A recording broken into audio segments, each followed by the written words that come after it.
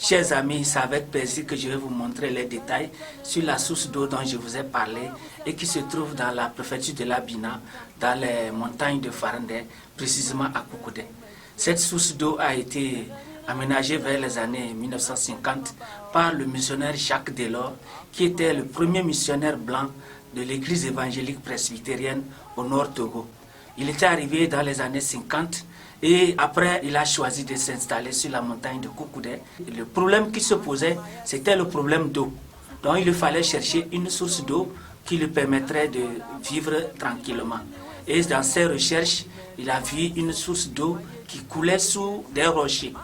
Et lui-même, il a amélioré cet endroit avec une déconstruction pour faire une réserve assez importante et cela l'aidait à vivre avec sa famille. C'est très intéressant de voir l'endroit et l'accès n'est pas aussi facile, mais eux, ils se contentaient de ça et ils ont vécu pour faire le travail de Dieu.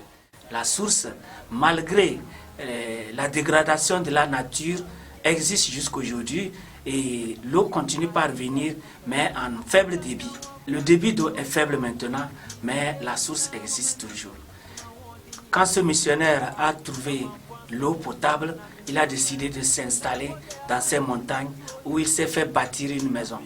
Mais après son départ, la maison a été décoiffée, les portes et les fenêtres arrachées et l'eau de la pluie commençait à chasser les murs, à chasser le crépissage. Et ce n'est qu'en 1989 qu'un autre jeune couple français est venu découvrir le lieu dans leur balade et ils ont décidé de s'installer. C'est ainsi qu'ils ont demandé l'autorisation à l'église évangélique presbytérienne qui leur a donné son accord et la base de Jeunesse à Mission a vu naissance à Koukoudé dans cette année-là.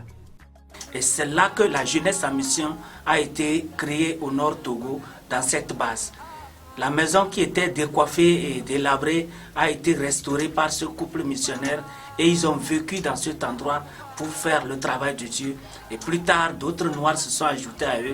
Et jusqu'aujourd'hui, c'est devenu la base de la Jeunesse à Mission. Ceci était le premier bâtiment qui a été construit par le premier missionnaire et qui a été restauré par le deuxième couple missionnaire. D'autres bâtiments se sont ajoutés et la base s'est étendue. Aujourd'hui, vous pouvez séjourner là. Il y a de l'eau, il y a l'électricité, il y a aussi le réseau téléphonique. Et c'est un bon endroit pour les retraites de prière, les séminaires et même pour se retirer et se reposer et aussi se recueillir devant le Seigneur notre Dieu. Dans ces dernières années, le partenariat a été encore plus fort entre l'église évangélique et la Jeunesse à Mission et ces deux institutions cohabitent les lieux. Voici la base et son extension.